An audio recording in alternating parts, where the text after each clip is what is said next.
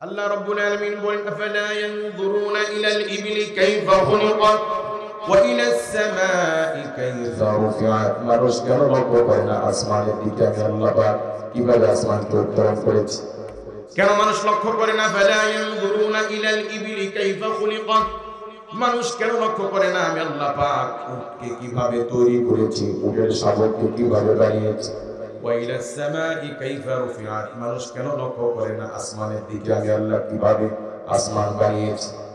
মানুষ কেন লক্ষ্য করে না ওয়া ইলাল জিবালি কাইফা নুসিবাত? এই জমিনকে স্থির রাখার জন্য আমি আল্লাহ পাক জমিনের বিভিন্ন জায়গায় পাহাড়কে আমি আল্লাহ প্যারাক হিসেবে মেরেছি। কার কথা? আগে এক সময় দেখতাম যখন আমাদের মুরব্বীরা ধান মাড়াই করত, ওই মেশিনের সাথে একটা মেশিন যুক্ত করে ওই যে লোহা পেরেক মারা থাকতো এরকম বাঁকা, এটা ঘুরতো আর ধান এরকম ধরা হতো অটো মেশিন বের হওয়ার আগে, ঠিক কি না?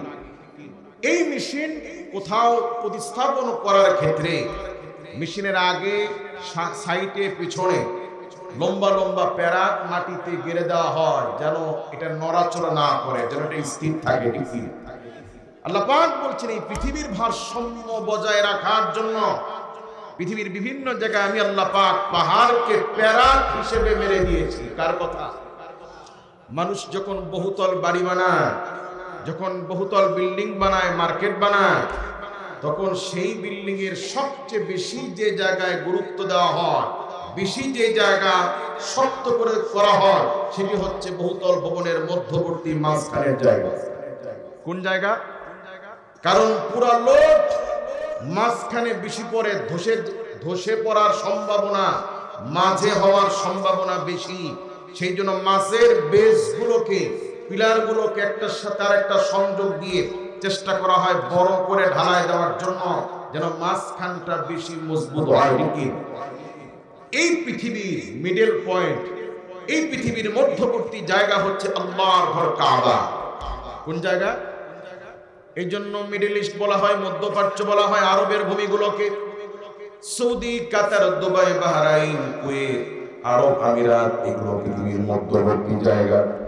সেই জন্য আমাদের এই দক্ষিণ এশিয়া থেকে যে বিমানগুলো পশ্চিম অঞ্চলে আমেরিকার দিকে যখন যায় দীর্ঘ সফরের ক্ষেত্রে মাঝখানের এই সৌদি, দুবাই, কাতার, বাহরাইন এগুলোতে তারা ট্রানজিট নেয়, এখানে তারা অপেক্ষা করে, বিশ্রাম নেয়, তেল নেয়, ফুয়েল নেয়, কথা বলে টিকি নেয়। যেমন রাজশাহীর গাড়িগুলো সিরাজগঞ্জ পার হওয়ার পরে এই সিরাজগঞ্জের আশেপাশে তারা নাস্তার বিরতি দেয়। কেন? এটা মাঝখানে। তো আল্লাহ পাক যে পৃথিবী সাজিয়েছেন, এই পৃথিবীর মধ্যবর্তী জায়গা এবং কেন্দ্রবিন্দু আল্লাহর ঘর কাবা। একেবারে সুতা দিয়ে যদি মাপা হয় তাহলে এই পৃথিবীর একেবারেই কেন্দ্রবিন্দু সেটি হচ্ছে আল্লাহর ঘর কাবা। এই পৃথিবীর জায়গাকে আল্লাহ পাক শক্ত মজবুত করার জন্য পৃথিবীর এই অঞ্চল সৌদি, দুবাই, কাতার, বাহরাইন, এই অঞ্চলে আল্লাহ পাক এত পাহাড় দিয়েছেন যা পৃথিবীর কোথাও নাই। কথা বলে ঠিক কি? কেন? যেন এই জমিনটা শক্ত থাকে, মজবুত থাকে।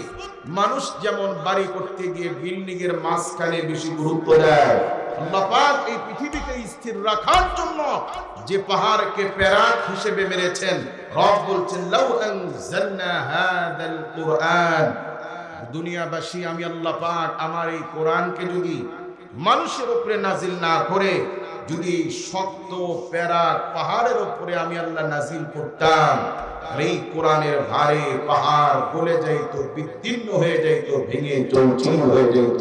আল্লাহু আকবার। কাজে আমি যে আয়াতে কারিমা আপনাদের খিদমতে তেলাওয়াত করেছি এর গুরুত্ব কম না বেশি? আল্লাহ পাক মানুষদেরকে সতর্ক করছেন, শোনো দুনিয়াবাসী, লা ইস্তাওয়ি আসহাবুন নার ওয়া আসহাবুল জান্নাহ। এই পৃথিবীতে আমাদের মুরব্বীরা তারা এক এক করে এসে চলে গেছে, আমাদেরও যাওয়া লাগবে কি? এই দুনিয়া হচ্ছে হসপিটালের করিডর, হসপিটালের ফটক, হসপিটালের দরজার মতো। কিরকম? অনেক ব্যক্তি আছেন স্ত্রী সিজার করে সদ্য ভূমিষ্ঠ হওয়া নিজের সন্তানকে কোলে জড়িয়ে হাসতে হাসতে সন্তানকে বুকে নিয়ে আরেক হাতে মিষ্টির প্যাকেট নিয়ে হাসতে হাসতে হসপিটালের দরজা দিয়ে বের হয়, ঠিক কি না? ওই একই দরজা দিয়ে সর্ব কয়েক মিনিটের ব্যবধানে ওই দরজা দিয়ে আবার কিছু ব্যক্তি মৃত সন্তানের লাশ অথবা পিতামাতার লাশ নিয়ে কাঁদতে কাঁদতে বের হয়। সত্য না অসত্য? একই দরজা, কেউ হাসতে হাসতে বের হয় আর কেউ কাঁদতে কাঁদতে। আমাদের এই পৃথিবীতে আমাদের এই মহল্লায়, এই সমাজে প্রতি বছর আমাদেরকে ফাঁকি দিয়ে 4 জন 5 জন শিশুর জন্ম হয়, আবার আমাদেরকে ফাঁকি দিয়ে 4 জন 5 জন মুরব্বী পৃথিবীর থেকে হারিয়ে যায়। সত্য না অসত্য? এই পৃথিবী থাকার জায়গা না, যারা এসেছে কেউ থাকতে পারে নাই, আমরাও পারবো না। আল্লাহ পাক বুঝাচ্ছেন, দিন শেষে মানুষ হিসেবে পৃথিবীতে এসে এখান থেকে চলে যাওয়ার ক্ষেত্রে সফল কারা? আল্লাহ পাক বলছেন, লা ইয়াসতাউই আসহাবুন নারি ওয়া আসহাবুল জান্নাহ। পৃথিবীর থেকে বিদায় নেওয়ার পরে মানুষের জায়গা দুইটা। বলুন কয়টা? ফারিকুন ফিল জান্নাতি ওয়া ফারিকুন ফিস সাঈদ। দুনিয়াবাসীর জন্য শেষ ঠিকানা দুইটা, অথবা জান্নাত অথবা জাহান্নাম। এই দুই জায়গার বাহিরে মানুষের যাওয়ার জন্য কিন্তু আর কোনো পথ নাই, কোনো রাস্তা নাই, কোনো মাকাম নাই। আল্লাহ রাব্বুল আলামিন বলছেন, লা ইয়াসতাউই আসহাবুন নারি ওয়া আসহাবুল জান্নাহ। দুনিয়া থেকে বিদায় নিয়ে যারা জান্নাতের অধিবাসী হলো, যারা জাহান্নামের অধিবাসী হলো, আল্লাহ পাক বলেন এই জান্নাতের অধিবাসী আর জাহান্নামের অধিবাসী এরা কি সমান? এরা কি সমান? আল্লাহ বলেন না, আসহাবুল জান্নাতি হুমুল ফাইজুন।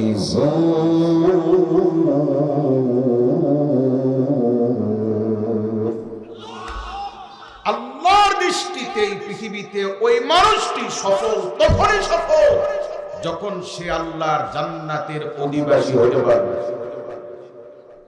গরিব থেকে পড়াশোনা করে করে সরকারি চাকরি করে অথবা ব্যবসা করতে করতে আজ দেশের শীর্ষস্থানীয় ধনী শিল্পপতি, আল্লাহর দৃষ্টিতে মানুষটি সফল নয়। গরিবের ঘরে জন্ম নিয়ে মানুষের বাড়িতে লজিং মাস্টার থেকে পড়াশোনা করে দেশ বরণ্য হুজুর হয়েছে, আল্লাহর দৃষ্টিতে আমি সফল নই।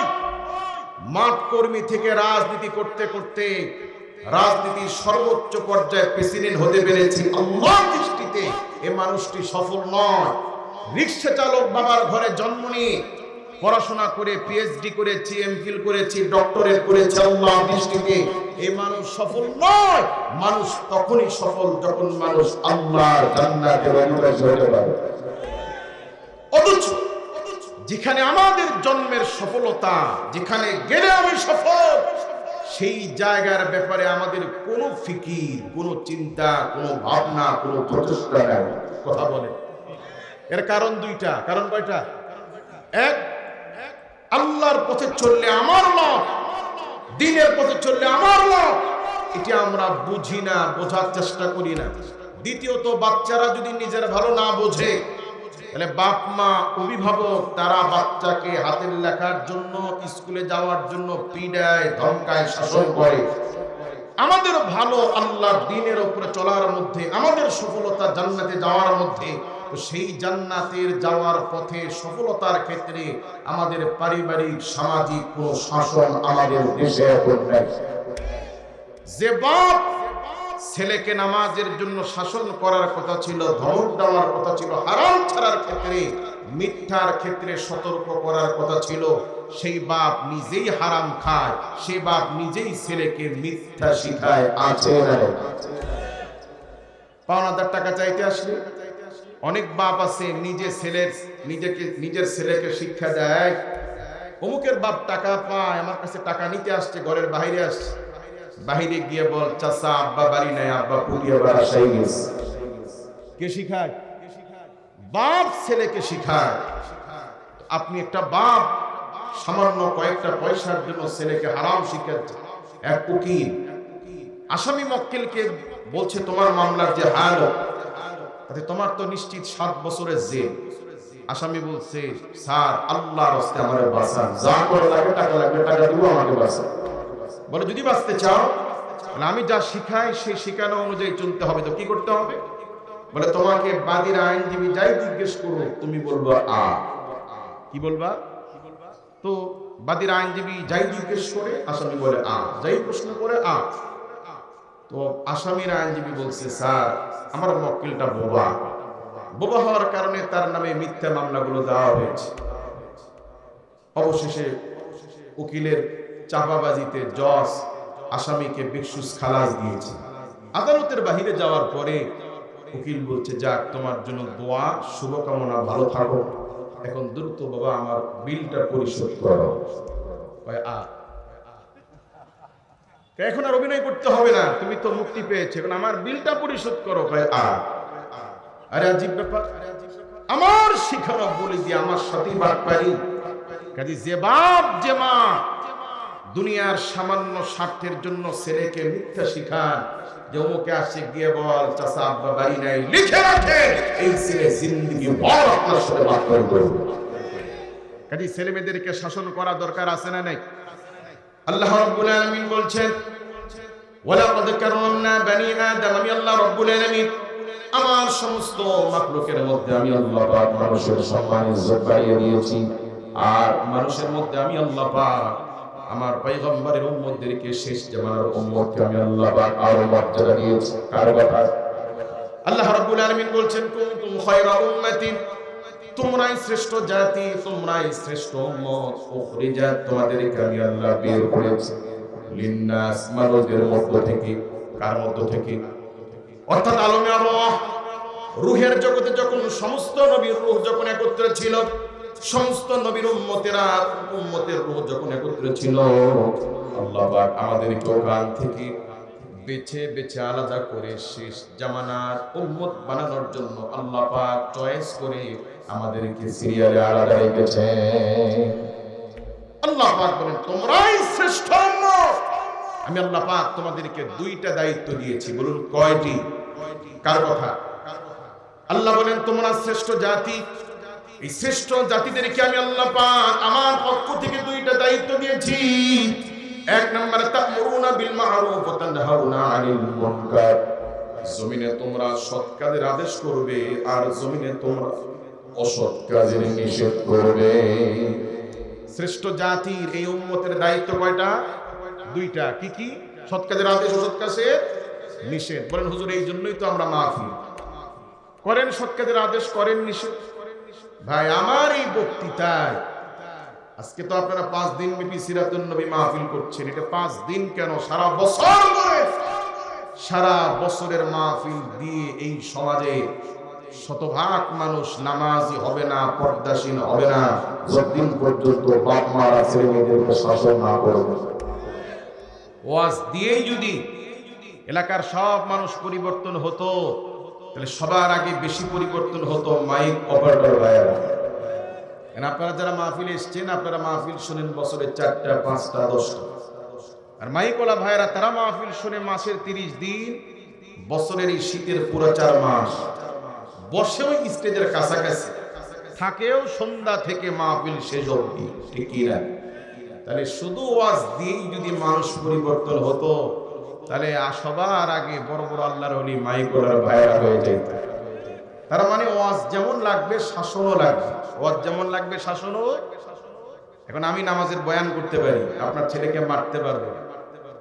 আমি পর্দার আলোচনা করতে পারি, আপনার মেয়েকে আমি ধমকাইতে পারবো না, এটা আপনি পারবেন। কথা বলেন। নবীজি সাল্লাল্লাহু আলাইহি ওয়াসাল্লাম বলেছেন, শ্রেষ্ঠ জাতি আমার উম্মতকে আল্লাহ পাক শ্রেষ্ঠ জাতি বানিয়ে দিয়েছেন, দায়িত্ব দিয়েছেন দুইটা, সৎ কাজের আদেশ, অসৎ কাজের নিষেধ। আল্লাহ পয়গম্বর বলেন, এই ভালো কাজের আদেশ, অসৎ কাজের নিষেধের স্তর হলো 3টা। বলুন কয়টা? 1 নাম্বার পদ্ধতি হলো, উচ্চ স্তর হলো, জমিনে ভালো কাজের আদেশ করতে হবে ফাবিয়াদিহি, হাত দিয়া, ক্ষমতা দিয়া। কি দিয়া? আমার ছেলে নামাজ পড়ে না, আমার মেয়ে বেপরদায় চলে, আমার বাড়িতে গান বাজে। হাজী সাহেব মানুষ নিয়মিত নামাজ পড়ে, হালাল ব্যবসা করে, কিন্তু বিয়ের দিন বাড়িতে গান বাজে। ইমাম সাহেব বলে, হাজী সাহেব ব্যাপার কি আপনার ঘরে ওই? বলে হুজুর পোলাবান কথা শুনে, পোলাবানে নিয়ে আসছে। কে আনছে? বলেন কে আনছে? আপনি কেমন পোলাবান আপনার কথা শুনবে না? জন্ম তো আপনি দিয়েছেন। কথা বলে ঠিক কি না? নবী সাল্লাল্লাহু আলাইহি ওয়াসাল্লাম বলেছেন, লা ইউকাল্লিমুহুমুল্লাহু ইয়াওমাল কিয়ামা ওয়ালা ইয়ানজুরু ইলাইহিম ওয়ালা ইউযাক্কিহিম ওয়া লাহুম আযাবুন আলীম। এই জমিনে তিন শ্রেণীর মানুষ, এরা এত জঘন্য, আল্লাহ পাক এদের সাথে কথা বলবেন না, এদের দিকে হাসরের মাঠে তাকাবে না। ওয়ালা ইউযাক্কিহিম, আল্লাহ পাক এদেরকে মাফ করবেন না, এদেরকে কঠিন থেকে কঠিন শাস্তি দিবেন। কয় শ্রেণী? এর মধ্যে এক শ্রেণী হচ্ছে তারা যে পুরুষগুলো কাপড় টাকনুর নিচে পরিধান করে। আপনারা সাক্ষ্য দেন, যারা আসে নাই আর আপনারা যারা এসেছেন, তাদের তুলনায় আল্লাহ আপনাদেরকে ভালোবাসেন। আপনাদের নসিব ভালো বিধায় আপনারা আসতে পেরেছেন, ঠিক কি? এই ভালো নসিবের মানুষগুলো যদি আমরা দাঁড়াই এখন আর যদি পরীক্ষা করি, দেখা যাবে আমাদের মধ্যে অধিকাংশ পুরুষের কাপড় এখনো টাকনুর নিচে, আর মা বোনদেরও এখন পাইকারি দরে কাপড় টাকনুর উপরে। অথচ মেয়েদের জন্য টাকনু ঢেকে রাখা ফরজ। কোনো মেয়ে, কোনো মা যদি নামাজ পড়াকালীন সময় পায়ের টাকনু যদি বের করে রাখে তো তার নামাজই হবে না, কারণ এই টাকনু মেয়েদের সদরের অন্তর্ভুক্ত। আজ গোটা জাতির অধিকাংশ মুসলমানদের অবস্থা পুরুষদের কাপড় টাকনুর নিচে, মেয়েদের কাপড় টাকনুর উপরে। কথা বলেন ঠিক কি? এটা যে হারাম এটা মনে হয় আমরা জানি না। চলে যাবে, ঠিক আছে। মুআজ্জাজ হাজিরিন, তাহলে যারা কাপড় টাকনুর নিচে পরে তারা জানে কি জানে না এটি যে হারাম? বলুন, এটি আমাদের দেশের মুসলমান পুরুষরা, যুবকরা, তরুণরা জানে কি জানে না?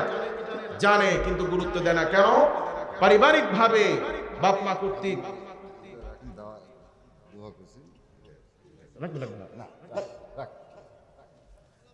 মুআজ্জাজ হাজিরিন, বলছিলাম আমাদের সন্তানেরা জানে কাপড় টাকনুর নিচে পড়া হারাম, গুরুত্ব নাই। কেন? বাপ মা কর্তৃক সন্তানদেরকে টাকনুর জন্য শাসন করা হয় না। কথা বলে, আব্বা জানেরা যদি একটু শক্ত হতেন, একটু কঠোর হতেন, যে তুমি মুসলমান, আমি মুসলমান, বেটা তুমি মুসলমানের ছেলে, তোমার জন্য কাপড় টাকনুর নিচে পড়া হারাম, বেটা তুমি হয়তো বুঝতে পারো নাই পড়েছো, বাবা আর কখনো পড়িও না, যদি পড়ো হাড্ডি কিন্তু গুঁড়ো করে ফেলবে। বলুন তো, ঘরে ঘরে আব্বা জানেরা যদি সন্তানদেরকে টাকনুর জন্য শাসন করতাম, ছেলের কাপড় টাকনুর উপরে উঠতো কি উঠতো না? নামাজের জন্য বাবারা আমরা যদি সন্তানদেরকে শাসন করতাম, বলুন আমাদের সন্তানরা নামাজি হতো কি হতো না? আমাদের আব্বা মুসলিম মিল্লাতের বাপ ইব্রাহিম আলাইহিস সালাতু ওয়াস সালাম ছেলেকে মিনা বাজারে নিয়ে বলছে, বেটা ইন্নী আরা ফিল মানামি আন্নী আযবাহুকা ফানজুর মাযা তারা। আমাদের আব্বা জান নিজের ছেলেকে মিনা বাজারে নিয়ে বলছে, বেটা নিশ্চয়ই আমি স্বপ্নে দেখেছি আযবাহুকা, তোমাকে জবাই করছি। নবীদের স্বপ্নটা ওহী, যে আল্লাহ পাক চাচ্ছেন বেটা আমি যেন তোমাকে আল্লাহর জন্য জবাই করি, কুরবানি করি। ফানজুর মাযা তারা, বাবা তোমার অভিমত তুমি কি বল? যোগ্য বাবার যোগ্য ছেলে বলছে, ক্বালা ইয়া আবাতি ফাআল মা তুমার, ও আমার পিতা আল্লাহ পাক আপনাকে নির্দেশ দিয়েছেন, নির্দেশ পালন করুন। সাতাজিদুনি ইনশাআল্লাহু মিনাস সাবিরিন, আল্লাহ চাহে তো ইনশাআল্লাহ আমাকে ধৈর্যশীলদের মধ্যে পাবেন। বাপ ছেলেকে জমিনে শুইয়ে আল্লাহর জন্য ছেলের গলায় ছুরি চালাচ্ছেন। বলুন আমাদের আব্বা মুসলিম মিল্লাতের বাপ যদি নিজের ছেলেকে আল্লাহর জন্য গলায় ছুরি চালাইতে পারে, আমরা বাবার আল্লাহর জন্য আমাদের ছেলেদেরকে যদি নামাজের জন্য ধমক দেওয়া লাগে, মেয়েদেরকে যদি পর্দার জন্য ধমক দেওয়া লাগে, ছেলের কাপড়টা পরিণিতের জন্য যদি ধমক দেওয়া লাগে, পারবো না ইনশাআল্লাহ? আজকে মুসলমানের বিয়ে দেখলে মনে হয় এটি কোনো মুসলমানের বিয়ে না, মনে হয় যেন হিন্দুদের দুর্গা পূজা। তোমাকে কে শিখালো বিয়েতে গান বাজানো? তোমাকে কে শিখালো জন্মদিন উপলক্ষে কেক কাটতে হবে, বাতি জ্বালাইতে হবে? এগুলো কি মুসলমানদের সংস্কৃতি? কাজে এই সমাজে, বিশেষ করে আপনাদের এই মহল্লায় 39তম জাতির পরিপূর্ণ পরিবর্তন আসে নাই। পরিবর্তন আনতে হলে বাপদেরকে সতর্ক হওয়া লাগবে, কঠোর হওয়া লাগবে। সমাজবাসীকে দাঁড়াইতে হবে যে আমাদের এই মুসলমান সমাজে মুসলমান পরিচয় দিয়ে যারা মৃত্যুর পরে জানাজা চায়, মুসলমানের কবরস্থানে যারা মৃত্যুর পরে থাকতে চায়, তারা কেউ বিয়ে উপলক্ষে গান বাজাইতে পারবে না। যারা বাজাবে মুসলমান হিসেবে আমরা সবাই ওই বিয়েকে বয়কট করব। যদি আমরা আল্লাহর জন্য কঠোর হতে পারতাম, সমাজের চিত্রটা পাল্টে যেত। নবী সাল্লাল্লাহু আলাইহি ওয়াসাল্লাম বলেছেন, যারা আমার অধীনস্থ নয় যাদেরকে আমি হাত দিয়া ক্ষমতা দিয়া পারবো না, এদেরকে ভালো কাজের আদেশ, অসৎ কাজের নিষেধ করতে হবে। ফাবিলিসানিহি, জবান দিয়ে। কি দিয়ে? আমার ছেলের কাপড় টাকনুর নিচে থাকলে আমি পিটাইতে পারবো, আমার ছেলে বিয়েতে গান বাজাইতে চাইলে আমি ধমকাইতে পারবো।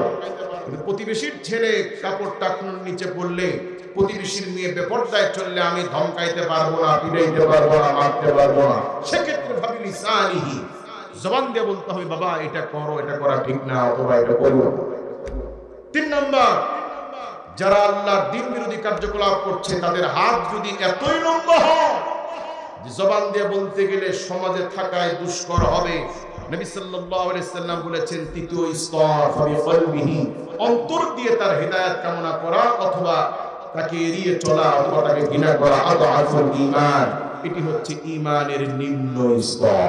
ঈমানের উচ্চ স্তর হচ্ছে জমিনে ভালো কাজের আদেশ। আমাদের অধীনে যারা আছে, আমার স্ত্রী, আমার ছেলে, আমার মেয়ে, আমার গাড়ির ড্রাইভার, আমার দোকানের কর্মচারী, আমার বাড়ির কাজের বুয়া, এদেরকে ভালো কাজের আদেশ, অসৎ কাজের নিষেধ করতে হবে ক্ষমতা দিয়া। বলুন কি দিয়ে?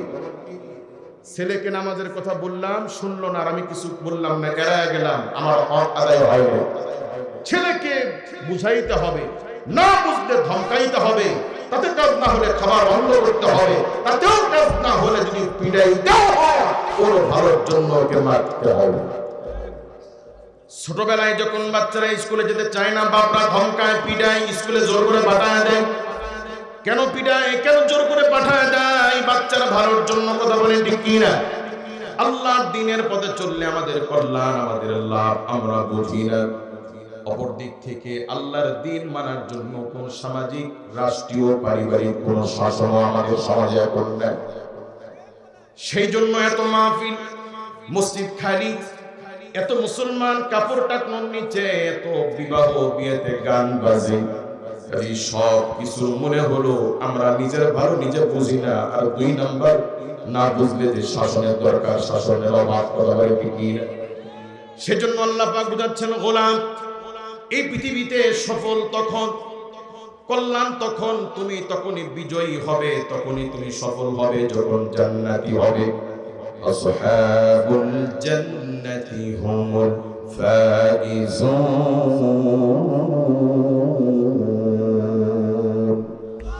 তারাই সফল যারা জান্নাতি। যারা কি? আমাদেরকে সফল হওয়ার দরকার আছে না নেই? আমার দিকে তাকান, সফলতার দরকার আছে না নেই?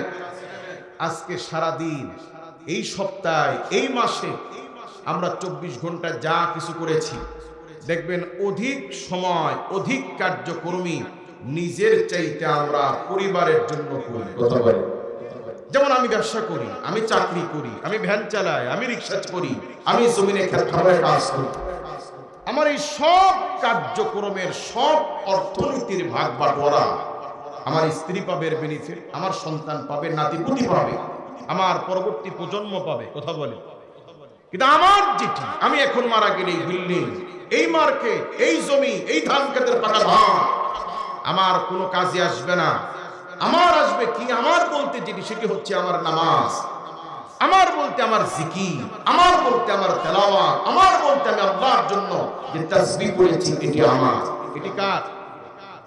যেগুলো আমার, সেগুলোর ব্যাপারে আমার কোনো সময় নাই, আমার করার কোনো ধৈর্য নাই। যেগুলো আমার, সেগুলোর সাথে আমার কোনো সম্পর্ক নাই। আর যাদের জন্য করছি, যা করছি, সেগুলোর ভাগ পাবে ছেলে মেয়ে গোষ্ঠী, আমার স্ত্রী, ছেলে, নাতিপুতি। অথচ এই মানুষগুলো আমার দুর্দিনে আমার পাশে ডানেও আসবে না, বামেও আসবে না। কথা বলে কি? আল্লাহ রাব্বুল আলামিন বলেন, দুনিয়াবাসী শোনো, এই দুনিয়া কি? এই দুনিয়ার ফিলোসফি, এই দুনিয়ার দর্শন, এই দুনিয়ার মূল সার অংশ, সার নির্যাস হলো ওয়াল হায়াতুদ দুনিয়া ইল্লা মাতাউল গুরুর। আল্লাহু আকবার বলেন। যদি পারেন আল্লাহর কালামের এই কথা কাগজে লিখে ঘরে লটকায় রাখেন। এই দুনিয়ার জিন্দেগির, সারা জিন্দেগির সংসারে মূল তাৎপর্য, মূল দর্শন, মূল বিষয় আপনার মনে হবে এই দুনিয়া একটা ধোঁকা, ধোঁকা, ধোঁকা। সেটি স্ত্রী বলেন, সন্তান বলেন, পিতামাতা বলেন, পৃথিবীতে কেউ স্বার্থবিহীন আপন নয়, কেবলমাত্র নিঃস্বার্থ আমাদেরকে যিনি ভালোবাসেন তিনি হচ্ছেন আল্লাহ এবং তার রাসূল। কথা বলেন। অনেক বাপ আছে ছেলেকে সম্পদ দেয়, মেয়েকে দেয় না, আছে না? নাই? মেয়েকে সম্পদ থেকে বঞ্চিত করে। অনেক বাপ আছে জামাই আর মেয়ের পাল্লায় পড়ে মেয়ের নামে সম্পদ লিখে দেয়, ছেলেকে বঞ্চিত করে। অনেক মা আছে মেয়েকে লিখে দেয়, ছেলেকে দেয় না। অনেক বাপ আছে ছেলেকে দেয়, মেয়েকে দেয় না। মৃত্যুর আগে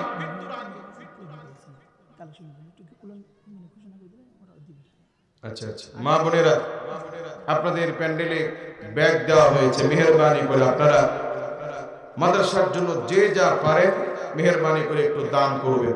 আল্লাহ পাক আমার মাদেরকে বেশি বেশি দান করার তৌফিক দান করুন। আর যে মারা টাকা পয়সা নিয়ে আসেন নাই, একটু লিখে পাঠান যে হুজুর আমি অমুকের স্ত্রী, অমুকের মা, আমি 1000 2000 টাকা দিব।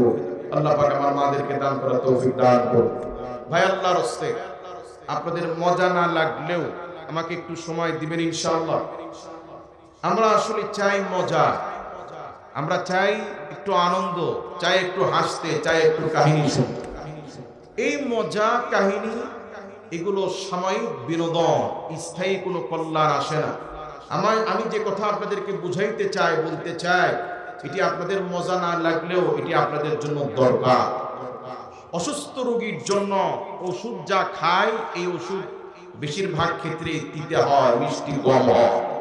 কাজে কথাগুলো ভালো না লাগলেও নিজের হেদায়েত এবং কল্যাণের জন্য আমরা মাহফিলের শেষ পর্যন্ত থাকবো ইনশাআল্লাহ। আল্লাহ তৌফিক দান করুন বলে আমিন।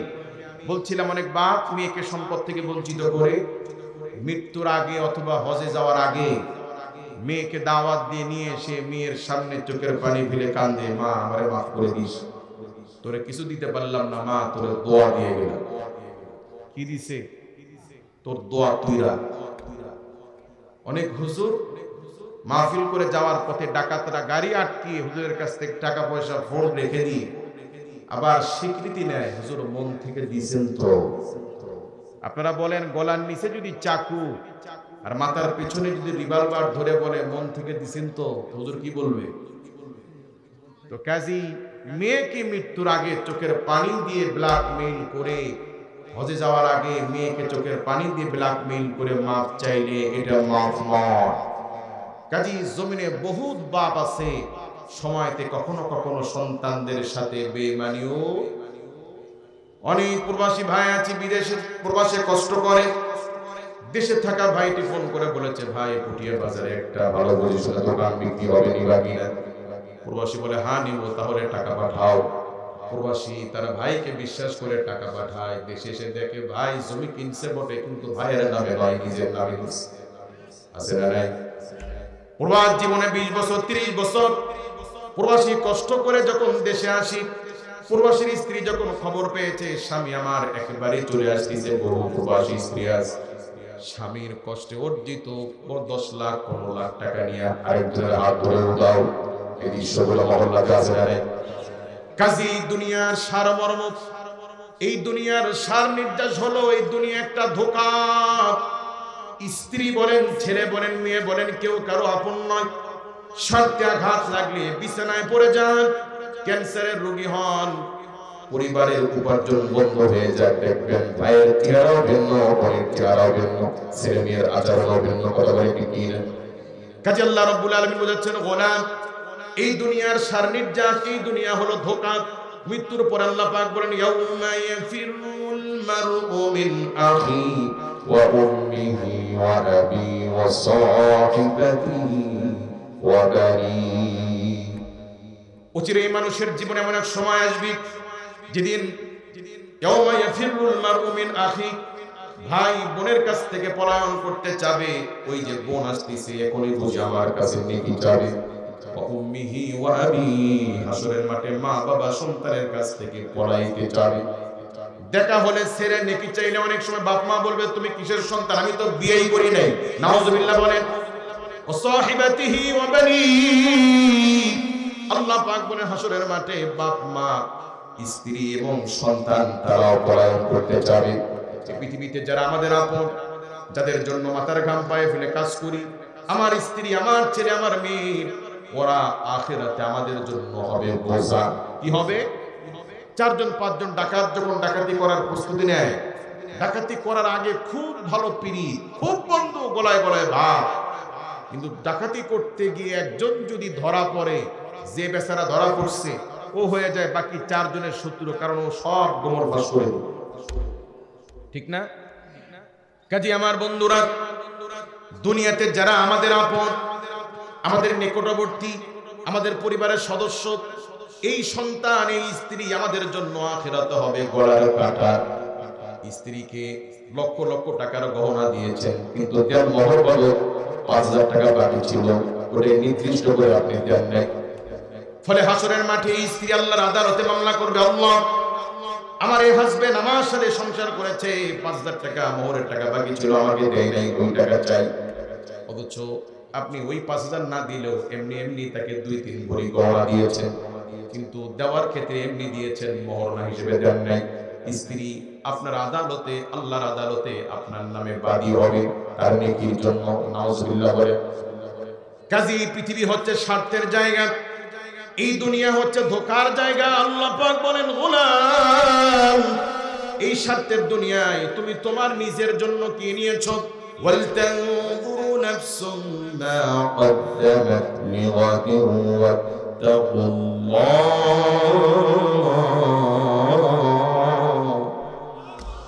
বান্দা তুমি তোমার নিজের আগামীকালের জন্য, আখিরাতের জন্য তুমি কি নিয়েছো? সারাদিন মাঠে কাজ করি, সারাদিন গাড়ি চালাই, ভ্যান চালাই, এই সব কষ্টের বেনিফিট আমার স্ত্রী, আমার ছেলে, আমার মেয়ে, আমার পরিবার নেবে। আমার মৃত্যুর পরে 1 পয়সা আমি কবরে নিতে পারবো না। আমার বলতে ওটাই যেটা আমি জুমার দিন ওই যে 2-4-5 টাকা দান করছি, আমার বলতে ওটাই, ওই যে আমি নামাজ পড়েছি, এটা আমার দান, আমার জিকির, আমার নামাজ, আমার তেলাওয়াত, এগুলোর কোনো ভাগ হবে না, এগুলো আমার। এগুলো কার?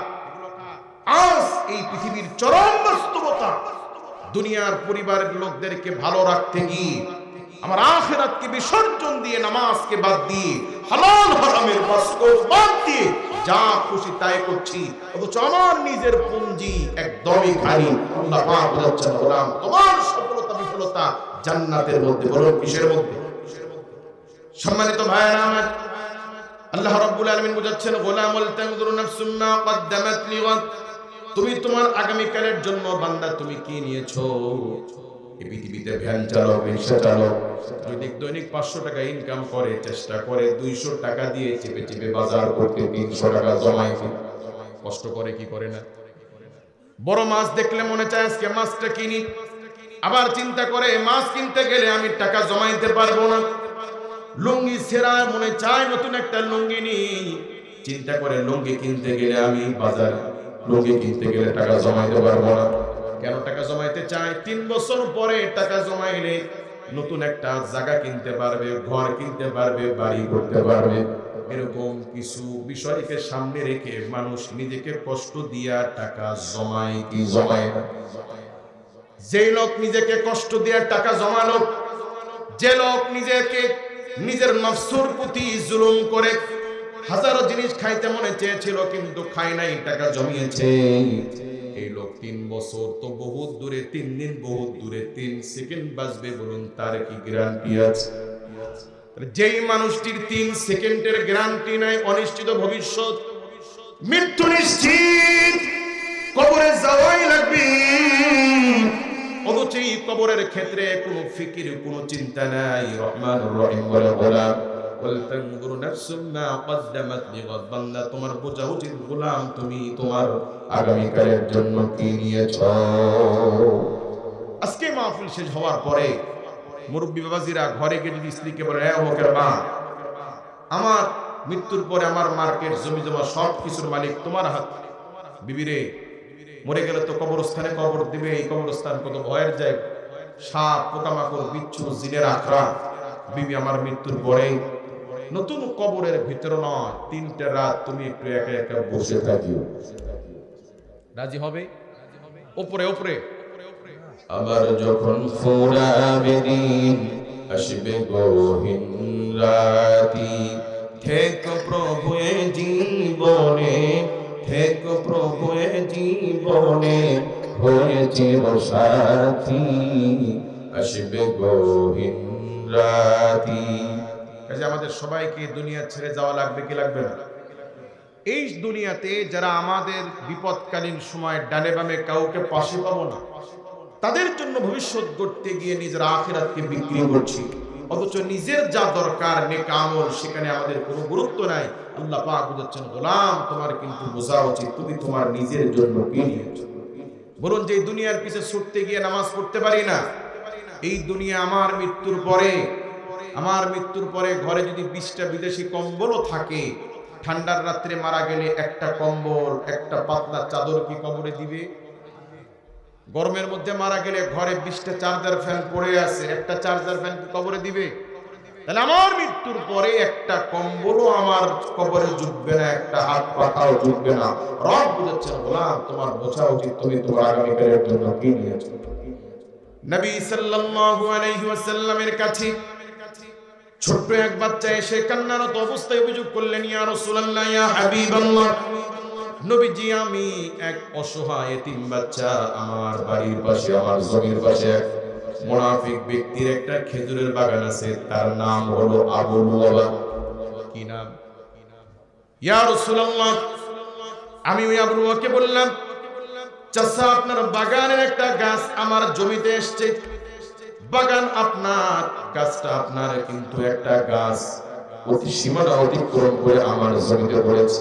কাজী চাচা গাছটা আপনি কেটে নেন, আর যদি না কাটেন আমার কাছে বিক্রি করে দেন, তাহলে এই গাছের আমার সীমানা যেহেতু পড়েছে আমি এই গাছের উপর দিয়ে দেওয়াল দিব। নবীজি, ইয়া রাসূলুল্লাহ, ইয়া হাবিবাল্লাহ, আবু লুবাবা গাছটা কাটতেও রাজি হয় না, বিক্রি করতেও রাজি হয় না। নবীজি আপনি যদি একটা সমাধান করে দিতেন। আল্লাহর পয়গম্বর এতিম বাচ্চার অভিযোগ শুনে মুনাফিক আবু লুবাবাকে ডাকলেন, এ আবু লুবাবা, শুনলাম তোমার বাগানের একটা গাছ এতিমের জায়গায় পড়েছে, ঘটনা কি সত্য? বলে হ্যাঁ।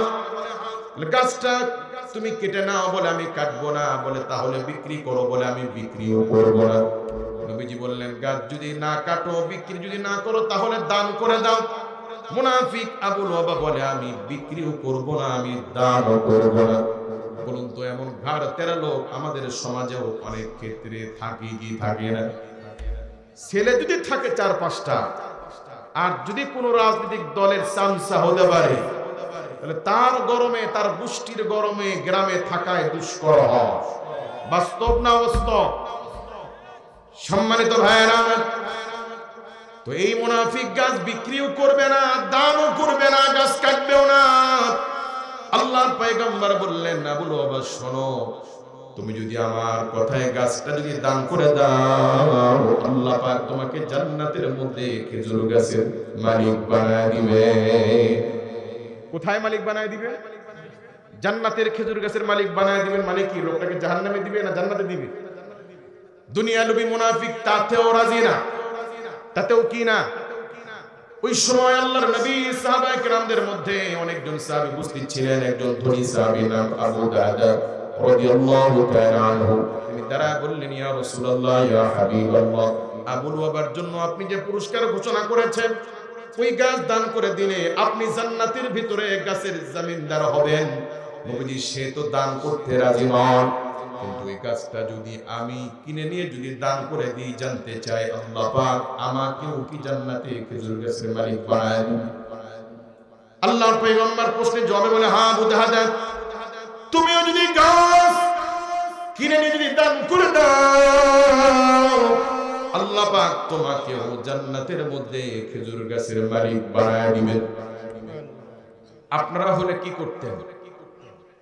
দিতেন? আপনারা হলে কি জান্নাতের আশায় খেজুর গাছের মালিক যদি হতেন, তাহলে কি গাছ দিতেন? হ্যাঁ, আপনারাও দিতেন না। যে তার একটা কারণ, কি জন্য দিতেন? জান্নাতের আশায়, তাই তো? নবী সাল্লাল্লাহু আলাইহি ওয়াসাল্লাম বলেছেন যে মুমিন ব্যক্তি 5 ওয়াক্ত ফরজ নামাজের আগে, ওযু করার আগে মিসওয়াক করে ওযু করে নামাজ পড়বে, আল্লাহ পাক মিসওয়াকের বদৌলতে তার নামাজের সওয়াবকে 70 গুণ বাড়িয়ে দিবেন। আজকে এশার নামাজ পড়ছেন, মিসওয়াক করেন নাই, যা নেকি হয়েছে। যদি ওযুর আগে মিসওয়াক করতেন, তাহলে সওয়াব বাড়তো কত? কয়জনের মিসওয়াক আছে? কিন্তু যদি এটা সওয়াবে না থেকে যদি টাকায় কনভার্ট করা হতো, যে মিসওয়াক করে উজু করে নামাজ পড়লে নামাজের পরে 70 উপরে টাকা দেওয়া হবে, তাহলে এই পুটিয়া থানাতে গাছের ডাল আর খুঁজে পাওয়া যাইত। গাছের ডাল যদি না পাওয়া যায় তো প্রয়োজনে সুপারি গাছ কেটে হলেও মানুষ মিসওয়াক বানায়। কিন্তু এটা নেকি, টাকা নয়, এই জন্য নেওয়ার লোক নেই। মূলত আল্লাহর দিনের দিকে আসার ক্ষেত্রে আমাদের আগ্রহ নাই, কারণ আমরা নিজের ভালো নিজে বুঝি না। যেমন এখন যদি আপনাদেরকে এলান করা হয় যে এই স্টেজের পিছনে এক ট্রাক কলার পাতা কাটা আছে, যাদের লাগবে নিবে, কেউ নিবে? দরকার আছে কি এখন? এখন যদি বলা হয় যে মাহফিলের দোয়ার পরে 3 ডেকচি খিচুড়ি নিয়ে আসা হবে, কোনো প্লেট নাই, ট্রাকের উপরে কলা পাতা আছে, যাদের লাগবে নিবে, বলুন এখন নিবে কি নিবে না? কেন নিবে? এটা দরকার। এটা কি? এত ওয়াজ, নামাজের এত বড় কোনো গুরুত্ব নাই। ভাবখানে এমন যে নামাজ পড়লে আমি ইসলামের প্রতি দয়া করলাম, আল্লাহর প্রতি করুণা করলাম। নাউজুবিল্লাহ বলেন।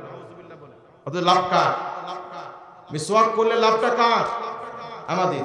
ছোটবেলায় যে বাচ্চা স্কুলে যেত না, পড়তে বসতে চাইতো না, ওই একই বাচ্চা যখন অনার্স মাস্টার শেষ করে যখন চাকরির যুদ্ধে ঝাঁপিয়ে পড়ে, রাত 1টা বাজে ছেলে তখনও পড়ে, মা বলে বেটা আর পড়তে হবে না, এখন ঘুমাও, সকালে পড়িও। ছেলে বলে মা এখনো আমার যথেষ্ট পড়া বাকি আছে, এই তো আর একটু পরেই ঘুমাবো। যেই বাচ্চাকে আগে পড়ার জন্য মারা লাগতো, এখন মা এই বাচ্চাকে ঘুমাইতে বলে, বাচ্চা ঘুমাইতে চায় না, পড়তে চায়। কেন? সে তার নিজের ভালো এখন বোঝা শিখছে যে এখন পড়লেই আমার চাকরিটা নিশ্চিত, একটু পরিশ্রম করলেই বিসিএস ক্যাডার হওয়ার শুরু করে। কাজে মানুষ যখন নিজের ভালো বোঝে তখন সে লাভের দিকে আসে। নামাজ পড়লে, ইসলামের উপরে চললে যে আমাদের লাভ, এটা আমরা বুঝি না, বোঝার চেষ্টা করি। কথা বলেন। আল্লাহ পয়গম্বর বলেন কোন মুমিন যখন ফজরের সময় উঠে যদি 2 রাকাত সুন্নাত নামাজ পড়ে, আল্লাহ রাব্বুল আলামিন এই ব্যক্তির প্রতি এত খুশি হন যে আসমান জমিন মা ফিহা, আলামিনের মধ্যে যা কিছু আছে সব একদিকে আল্লাহর কাছে, মুমিনের ফজরের সুন্নতের দাম আল্লাহর কাছে অনেক বেশি। যে ব্যক্তি ফজরের সুন্নত নামাজ পড়তে পারলো, কেমন জানো? তাম পৃথিবীর চাইতে দামি দৌলত, শ্রেষ্ঠ দৌলত সে নিতে পারলো। যে ব্যক্তি ফজরের নামাজ পড়ার সুযোগ ছিল, পড়তে পারলো না, কেমন যেন গোটা আলামিনের চেয়ে দামি দৌলত হাতের মুঠোর মধ্যে আসার পরও সে নিতে পারলো। বলুন ফজরের সুন্নতের দাম যদি এত বেশি হয়, ফজরের ফরজের দাম তার চেয়ে কম না বেশি? তাহলে এই নামাজ পড়লে লাভটা কার? আল্লাহর না আমাদের? আমরা নামাজ না পড়লে আল্লাহর কোনো টাকা আছে? আমরা নামাজ পড়লে আল্লাহর কোনো লাভ আছে? লাভ ক্ষতি দুটোই কার? আমাদের। এই নাককে বলা হয় সম্মানের প্রতীক। কোন মানুষের মান ইজ্জত চলে গেলে মানুষ বলে আরে ওকের নাক কাটা গেছে, বলে কি বলে না? কোন মানুষ যদি ধনী থেকে ফকির হয়, মানুষ বলে আরে বাপরে বাপ, অমুকের কপালটা পুড়ে গেছে, কপালে আগুন লাগছে। কেন বলে? এজন্য বলে কপাল ভাগ্যের প্রতীক আর নাক হচ্ছে সম্মানের প্রতীক। কোন মুমিন যখন নামাজে আল্লাহর কুদরতি পায়, সিজদার মাধ্যমে তার নাক কপাল যখন আল্লাহর কুদরতি পায় দেয়, আল্লাহ পাক নামাজের বদৌলতে তার ইজ্জত বাড়িয়ে দেয়, ভাগ্যের চাকা আল্লাহ বলে দেয়। কাজে আমরা যদি নিজের ভালো বুঝতাম, তাহলে শুধু ফরজ নয়, খুঁজে খুঁজে নফল নামাজও পড়তে চাইতাম। কথা বলেন ঠিক কি না? কাজে আমরা সবাই মিসওয়াক করব ইনশাআল্লাহ। ধনী সাহাবী বললেন ইয়া রাসূলুল্লাহ, ইয়া হাবিবাল্লাহ, গাছটা আমি যদি কিনে নিয়ে দান করে দিই, আল্লাহ পাক আমাকে কি জান্নাতে খেজুর গাছের মালিক বানায় দিবেন? নবীজি সাল্লাল্লাহু আলাইহি ওয়াসাল্লাম বলেন, হ্যাঁ, তুমি যদি গাছ কিনে দান করে দাও, আল্লাহ পাক তোমাকেও জান্নাতে খেজুর গাছের মালিক বানায় দিবেন। কথাটা শুনতে দেরি, হাদিস সাক্ষী হযরত আবু দাহদা রাদিয়াল্লাহু তাআলা আনহু নবীজির সামনে মুনাফিক আবু লুয়াকে বললেন, আবু লুয়া শোনো, মদিনাতুল মুনাওয়ারায় আমার 600 গাছ, মদিনাতুল মুনাওয়ারায় আমার 600 গাছ আছে বাগানে। এই বাগানের পাশে আমার একটা ঘর আছে, একটা কূপ আছে। তুমি যদি তোমার ওই একটা গাছ আমাকে দাও, আমি ওয়াদা করছি আমার পুরো বাগান 600 গাছ, কূপ আর আমার থাকার ঘর, এই পুরাটাই আমি তোমাকে দিয়ে দিব। বিনিময়ে তুমি কি তোমার ওই একটা গাছ আমাকে নিতে রাজি আছো? মুনাফিক বলে তাহলে রাজি। তাহলে কি? কারণ জাতে মাতাল তালে ঠিক। এখন রাজি, সোজা কথা, একটা গাছের বিনিময়ে 600 গাছ, বাগান, আবার বাড়িও। আল্লাহর নবী সাল্লাল্লাহু আলাইহি ওয়াসাল্লামের সামনে 600 গাছ, বাগান, বাড়ির বিনিময়ে একটা গাছ কিনে নিয়ে আল্লাহর পয়গম্বরের সামনে ওই গাছটা এতিম বাচ্চাকে দান করে দিলেন। দানের পর শেষ হওয়ার পরে হযরত আবু দারদা রাদিয়াল্লাহু তাআলা আনহু আল্লাহর পয়গম্বরকে জিজ্ঞেস করছেন, ইয়া রাসূলুল্লাহ, ইয়া হাবিবাল্লাহ, এখন আমি জানতে চাই আল্লাহ পাক আমার জন্য জান্নাতে কি খেজুর গাছের মালিক? আল্লাহ কি আমার জন্য জান্নাতে খেজুর গাছ রেখেছেন? হযরত আনাস ইবনে মালিক, হাদিস বর্ণনাকারী নবীজির খাদিম আনাস ইবনে মালিক রাদিয়াল্লাহু তাআলা আনহু বর্ণনা করেন, এই প্রশ্ন শোনার পরে আল্লাহর পয়গম্বর একবার দুইবার নয় বরং 3 বারের অধিক আল্লাহর পয়গম্বর কান্নারত অবস্থায় ভরা মজলিসে সাহাবায়ে কেরামদেরকে বললেন, আমার সাহাবীরা সাক্ষী থাকো, আমার আবু দারদার জন্য একটা দুইটা নয়, বিশাল বিশাল জান্নাতে খেজুরের গাছ অপেক্ষা করছে। দান শেষ হওয়ার পরে বাড়ি যখন গেলেন, ঘরের সামনে থেকে স্ত্রীকে ডাকছে, রে অমুকের মা, উম্মে দারদা, ঘর থেকে বের হয়ে আসো, এই ঘর আজ থেকে আমাদের নয়, আমি এটা বিক্রি করে দিয়েছি। বিবি জানতে চান, স্বামী আমার, কোনো আলোচনা নাই, পরামর্শ নাই, কার কাছে বিক্রি করলেন, কিসের বিনিময়ে বিক্রি করেছেন? স্বামী জবাব দেয়, আল্লাহ পয়গম্বরের সামনে জান্নাতি একটা খেজুর গাছ পাওয়ার জন্য আমি আমার বাগান বাড়ি বিক্রি করে দিয়েছি। এই কথা শুনে ঘরের বিবি বলেন, স্বামী আমার, নিঃসন্দেহে আপনি উত্তম বেচা বিক্রি করেছেন। তারা জিতছে না ঠকছে? আমাদেরও জেতা দরকার আছে না? যে আল্লাহ পাক আমাদেরকে আখিরাতের ফিকির করতে বলছেন, চিন্তা করতে বলছেন, ওই আল্লাহ পাক মুমিনদেরকে বুঝাচ্ছেন, তোমরা ফিকির করে কি করবে? আল্লাহ পাক বলেন, ওয়ানফিকু মিম্মা রাযাকনাকুম মিন ক্বাবলি আন ইয়াতিয়া আহাদাকুমুল মাউত। আল্লাহ পাক বলছেন, গোলাম, আমি তোমাদেরকে যে রিজিক, যে সম্পদ, যে জায়গা বাড়ি দিয়েছি, প্রত্যেক সূত্রে যে সম্পদ দিয়েছি, এটি মৃত্যু আসার আগে তুমি তোমার জন্য বেশি বেশি দান করো। কেন করবে? যেটা দান করবা ওটাই তোমার, যা রেখে যাবা সব মানুষের, সব কার? আজকে যে জমি আমি আমার দাবি করছি, বাবার হাত ধরে আমি পেয়েছি দাদার সম্পদ, দাদার হাত ধরে পেয়েছি দাদার দাদার সম্পদ, এই সম্পদ কত মানুষের হাত বদল হতে হতে আমার কাছে আসছে, অথচ এই জমি কিনতে গিয়ে হয়তো আমার দাদার দাদা হয়তো মাথার ঘাম পায়ে ফেলে সেরা লুঙ্গি পরেছে, তাও লুঙ্গি কিনে নাই, কষ্ট করে জমি কিনেছে। ওই দাদার দাদা কবরে শুয়ে আছে, আর আমি নবাব দাদার মতো মাস্তানি করছি ওই জমিতে। স্বল্প কয়েকদিনের ব্যবধানে আমার হাত ছাড়া হয়ে যাবে। একই জমিতে শত সহস্র হাজার ব্যক্তিকে আল্লাহ পাক লালিত পালিত করেছেন, নাড়ানাড়ি করেছে, চাষাবাদ করেছে, চলে গেছে। আমাদের মৃত্যুর পরে 100 বছর 200 বছর পরে এই আমার জমি যার ভাগে আসবে, আমার ওই পুতির পুতি আমার নামও জানবে না, দোয়াও করবে না।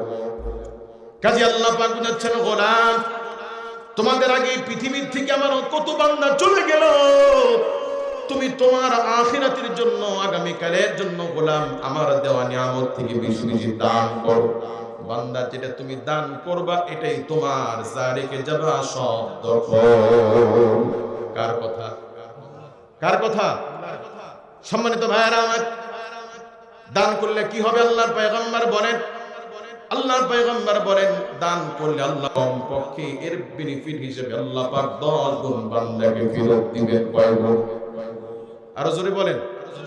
আল্লাহ পাক বলেন, আকরিদুল্লাহ করদান হাসানাত। জমিনে যারা দান করে তারা কেমন যেন দান নয়, আমি আল্লাহকে কর্জে হাসানাত দেয়, বিনিময়ে আমি আল্লাহ পাক 10 গুণ দিব। হযরত উসমান ইবনে আফফান রাদিয়াল্লাহু তাআলা আনহুর জামানায় এক দুর্ভিক্ষ দেখা দিল, খাবারের সংকট। ওই সময় খলিফাতুল মুসলিমিনের নিজস্ব ব্যবসা, 40টা উট বোঝাই কিন্তু খাবার মদিনায় আসে। ব্যবসায়ীরা ভিড় করলেন, খলিফাতুল মুসলিমিন আমাদের কাছে বিক্রি করেন, আমরা দ্বিগুণ দাম দিব। কেউ বললেন 3 গুণ। খলিফাতুল মুসলিমিন বলছে, আমার সাথে এমন একজন ব্যবসায়ীর চুক্তি হয়েছে, তিনি আমাকে 1, 2, 3 গুণ নয়, আমাকে কমপক্ষে 10 গুণ দিতে চেয়েছে। ব্যবসায়ীরা আশ্চর্য হয়ে গেছে, কোন সে ব্যবসায়ী যিনি আপনাকে 10 গুণ দিবেন। খলিফাতুল মুসলিমিন সব খাবারগুলো গরিব মিসকিনদের মাঝে দান করে দিলেন, কারণ যিনি 10 গুণ দিতে ওয়াদা করেছেন তিনি হচ্ছেন আল্লাহ। কাজে তিনি ঠকছেন না, দিচ্ছেন। এক ইহুদি নবী সাল্লাল্লাহু আলাইহি সাল্লামের কাছে এসে এই উম্মতের সবচেয়ে কমন, নম্র, দিনদরিয়া ব্যক্তি হযরত আবু বকর রাদিয়াল্লাহু তাআলা আনহুর অভিযোগ করছেন, ইয়া রাসূলুল্লাহ, আপনার আবু বকর আমাকে থাপ্পড় দিয়েছে, চড় দিয়েছে। নবীজি আশ্চর্য হয়ে গেছে যে আবু বকর তোমাকে মেরেছে? বলে হ্যাঁ। কেন? আল্লাহ তাআলা রাসূল আবু বকরকে ডাকলেন, হে আবু বকর, তুমি নাকি থাপ্পড় দিয়েছো? বলে হ্যাঁ। কেন? বলে ইয়া রাসূলুল্লাহ, এই কাফির, এই ইহুদি আল্লাহর শানে বেয়াদবি করেছে। কার শানে? কি বেয়াদবি করছে? বলে আল্লাহ পাক কালামে বলছেন, ওয়া আকরিদুল্লাহ করদান হাসানা, যারা আল্লাহর রাস্তায় দান করে তারা কেমন যেন আল্লাহকে কর্জে হাসানা দেয়। ইয়া রাসূলুল্লাহ, এই ইহুদির গোষ্ঠী বলে, আবু বকর, তোমার আল্লাহ এতই ফকির হয়ে গেছে যে মানুষের কাছে ভিক্ষা চায়। নাউজুবিল্লাহ বলে। ইয়া রাসূলুল্লাহ, সহ্য করতে পারিনি, কানের নিচে একটা লাগিয়ে দিয়েছে। আজও মুসলমানের দেশে অসংখ্য ব্যক্তি, কয়েকদিন আগে এক বাউল আল্লাহর শানে যে শব্দ চয়ন করেছে, কোন মানুষ কেন, কোন জামারের মুখ থেকেও এরকম শব্দ বের হওয়ার কথা নয়। কথা বলে ঠিক কি? যে বা যারা আল্লাহর শানে, ইসলামের সাথে যদি বেয়াদবি করে, তার সাথে মুসলমানের কোনো সম্পর্ক থাকতে পারে না। কথা বলে ঠিক কি? আমরা দেখছি এক শ্রেণীর মানুষ আল্লাহর শানে বেয়াদবি করে ব্যক্তির পক্ষ নিয়ে প্রতিবাদকারীদেরকে জঙ্গি বলছে। সাবধান হন, নতুবা আল্লাহর গজব নামতে দেরি হবে না। কথা বলে ঠিক কি? সম্মানিত ভাইয়েরা আমার, তাহলে আল্লাহর রাস্তায় দান করার অর্থই হলো আল্লাহর অ্যাকাউন্টে জমা রাখা। মৃত্যুর পরে আল্লাহ পাক কমপক্ষে 10 গুণ দিবেন। কয় গুণ? আল্লাহ পাক বলেন কেন দান করবে? আল্লাহ পাক বলেন, ওয়ানফিকু মিম্মা রাযাকনাকুম মিন ক্বাবলি আন ইয়াতিয়া আহাদাকুমুল মাউত ফায়াকুলু রাব্বি লাউলা আখখারতানি ইলা আজালিন করিব। এজন্য দান করবে মৃত্যুর সময় মানুষের সামনে যখন মালাকুল মউত দাঁড়ায়, তখন মৃত্যুর আগে সব মানুষ আল্লাহর কাছে সময় ভিক্ষা চায়। বলুন কি চায়? আল্লাহ পাক বলেন কেন সময় চাই? নামাজ পড়বে এই জন্য না, পরিবারের কাছে বিদায় নেবে এই জন্য না। কেন সময় চায়? আল্লাহ পাক বলেন, ফায়াকুলু, তারা বলে, রব্বি, আমার রব, লাউলা আখখারতানি ইলা আজালিন করিব, আল্লাহ আমার মৃত্যুর সময় নিকটবর্তী, মালাকুল মউত আমার সামনে, আল্লাহ পাক এই সময় আমাকে একটু সময় দেন। কেন? ফাআসাদদাকা ওয়া আকুন মিনাস সালিহিন, আল্লাহ আমি মৃত্যুর আগে একটু দান করে একটু নেকি নিয়ে কবর যেতে চাই। কথাগুলো আমি বানায় বলছি না, আল্লাহর কথা। আল্লাহ রাব্বুল আলামিন বলেন, মানুষ মৃত্যুর আগে আমার কাছে সময় ভিক্ষা চায় দান করার জন্য। কেন? কারণ আমি এখন মরে গেলে আমার লক্ষ লক্ষ টাকার ব্যবসার মাল, ব্যাংকে কোটি টাকা রাখার টাকা, আমার জমি, আমার বাড়ি কোনো কাজে আসবে না আর কোনো দিন। এ টাকা ধরতে পারবো না, ছুঁইতে পারবো না, নিতে পারবো না, গুনতে পারবো না। আমার সাথে এই সম্পদের চিরতরে বিচ্ছেদ ঘটে যাবে। কাজী রব্বুল আলামিন আমাকে একটু সময় দেন, আমি একটু মৃত্যুর আগে আমার সম্পদ থেকে একটু দান করে আমি ওপারে নিতে চাই। মরার আগে মানুষ দান করার জন্য ফরিয়াদ করবে, কিন্তু আল্লাহ পাক বলেন, ওয়ালা ইউআখিরুল্লাহু নাফসান ইযা জাআ আজালুহা, আমার কাছে হাজার চিৎকার করলেও আমি আল্লাহ পাক মৃত্যুর আগে দান করার জন্য কাউকে 1 সেকেন্ডের জন্য আমি আল্লাহ পাক আর অবকাশ দিব না। এই মৃত্যুর আগে দান বেশি বেশি করা দরকার আছে না নাই? সম্পদ কার দেওয়া? আমার বাবার ঘরে আল্লাহ পাক আমাকে পাঠানোর কারণে আমি জন্মসূত্রে 1 বিঘা 2 বিঘা 3 বিঘার জমির মালিক হয়েছি। আপনার বাবার ঘরে আপনাকে পাঠানোর কারণে আল্লাহ পাক জন্মসূত্রে কাউকে লাখপতি কোটিপতি বানিয়েছে। বলুন তো, আমাদের আব্বাদেরকে কি আমরা সিলেক্ট করছি না আল্লাহ দয়া করে আমাদেরকে আমাদের বাবার ঘরে পাঠিয়েছে? যেদিন আমরা পৃথিবীতে জন্ম নিয়েছি, একই দিনে এমন অসংখ্য শিশু এমন পরিবারে জন্ম নিয়েছে যার বাবার জমি নাই, ছিন্নমূল, পথে ঘুমায়, রাস্তায় ঘুমায়, ঘর নাই, বাড়ি নাই, মাথার উপরে টিনের চাল নাই, রব চাইলে এমন পরিবারে আমাদেরকে জন্ম দিলে জন্মসূত্রে 1 শতক জমি আমরা চলে যেতে পারতাম। আমাদেরকে জন্মসূত্রে যিনি জমি দিয়েছেন তিনি কে? সে আল্লাহ পাক বুঝাচ্ছেন, গোলাম তুমি তোমার আগামীকালের জন্য যত বেশি পারো দান করো, কারণ যেটা দান করবা এটাই তোমার, যা রেখে দেবা সব দখল। সব কি বলেন হুজুর, এগুলো তো বহুত পুরাতন কথা, এই দানের জন্য আপনারা কত কিছু বলেন, নগদ কিছু আছে, কারণ যা বলেন সব তো বাকি, মৃত্যু কবে হবে, কবে পাবো। আল্লাহ তাআলা রাসূল বলেছেন ওয়াকরিদুল্লাহ করদান হাসানা, যারা দান করবে আল্লাহ পাক তাদেরকে মৃত্যুর পরে 10 গুণ দিবেন। আর as-সাদাকাতু তারুদ্দুল বালা, জমিনে যারা দান করবে আল্লাহ পাক দানের বদৌলতে বান্দার বিপদ আপদ বালা মুসিবত থেকে আল্লাহ পাক বান্দাকে হেফাজত করবে। ভাই আমাদের ক্যান্সার হবে না, আমাদের কি জানা আছে? আমাদের মরণ ব্যাধি বড় কোনো রোগ হবে না, হার্টে ব্লক হবে না, আমরা পাগল হব না, আমাদের সন্তান অসুস্থ হবে না, আমাদের বাড়িঘর ভেঙে পড়বে না, আমরা গাড়িতে যাওয়ার পথে সিলিন্ডার বাস্ট হবে না, কোনো গ্যারান্টি আছে কি? কিন্তু নিরাপত্তার জন্য যদি আল্লাহর রাস্তায় দান করি, নবী করিম সাল্লাল্লাহু আলাইহি ওয়াসাল্লাম বলেছেন আল্লাহ পাক দানের বদৌলতে বান্দাকে বিপদ আপদ থেকে আল্লাহ পাক হেফাজত করবে। কাজে আমাদের বেশি বেশি দান করা দরকার আছে না নাই? এদের সামনে ইলেকশন, এই ইলেকশনে আপনারা যদি কোনো ভালো মানুষকে ভোট দেন, সেই ভালো মানুষ যত ভালো কাজ করবে তার প্রতিটি ভালো কাজের একটা অংশ, একটা জাযা আপনারা যারা ভোট দিয়ে তারা নির্বাচিত করবেন তারাও পাবে, কারণ আপনারা তার সহযোগী। ঠিক বিপরীত কেউ যদি জুলুম করে, অত্যাচার করে, চুরি করে, সামারি করে, অন্যায় করে, যারা তাকে ভোট দিয়ে নির্বাচিত করবে তাদের আমলেও গুনাহ আসবে, কারণ তারা ঈশ্বরের সহযোগী। ঠিক তদ্রূপ আল্লাহর রাস্তায় যে কোনো জায়গায় আল্লাহর রাস্তায় দান করলে মৃত্যুর পরে 10 গুণ দুনিয়ার ফায়দা বিপদ থেকে মুক্তি পাবেন। এই দানগুলো যদি মসজিদ আর মাদ্রাসায় হয় তাহলে এটার লাভ আরো অধিক বেশি। সুবহানাল্লাহ বলেন।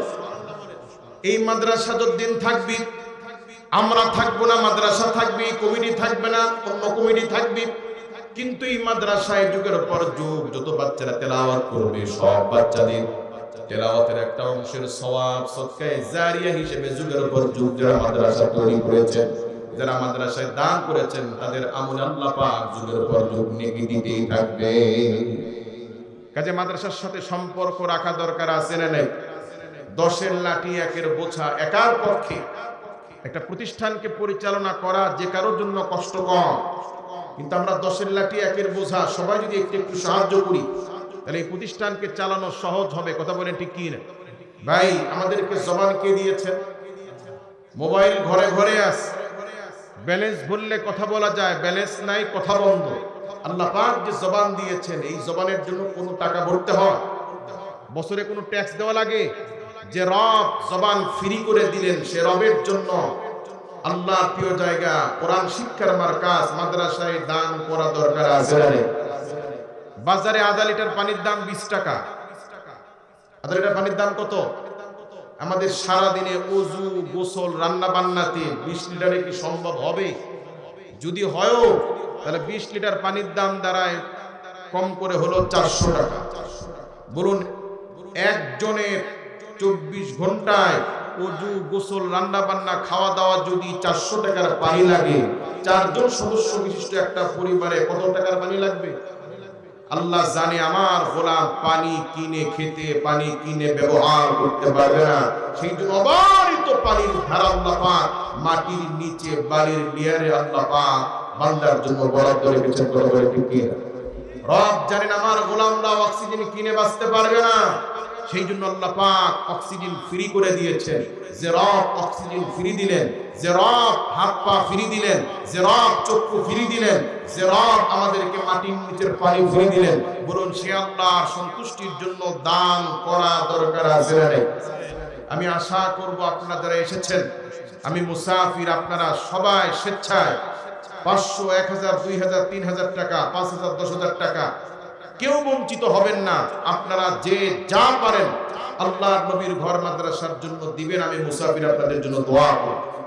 যারা ব্যবসায়ী ভাই আছেন, চাকরিজীবী ভাই আছেন, যদি বলতেন হুজুর আমি 10,000 টাকা, আমার বাবা মা কবরে শুয়ে আছে, আমার দাদা চাইলে জমি বিক্রি করতে পারত কিন্তু করে নাই, আজকে মাহফিলের দিন ঘরে ঘরে গরুর গোশত মুরগির গোশত রান্না হয়েছে, আমার আব্বা আমার দাদা দাদি নাই একটা গোশত টুকরা আমার আব্বা আম্মাকে খাওয়ানোর সামর্থ্য নাই, যে বাপ মা আমার জন্য কষ্ট করে জমি রেখে গেছে, ওই আব্বার নাজাতের জন্য, ওই দাদা দাদি নাজাতের জন্য আমি আশা করব আপনারা কেউ বঞ্চিত হবেন না। সবাই মুরব্বীদের প্রতি কৃতজ্ঞতা স্বীকার হয়ে সাধ্য অনুযায়ী সবাই এই মাদ্রাসায় শরীক হবেন ইনশাআল্লাহ।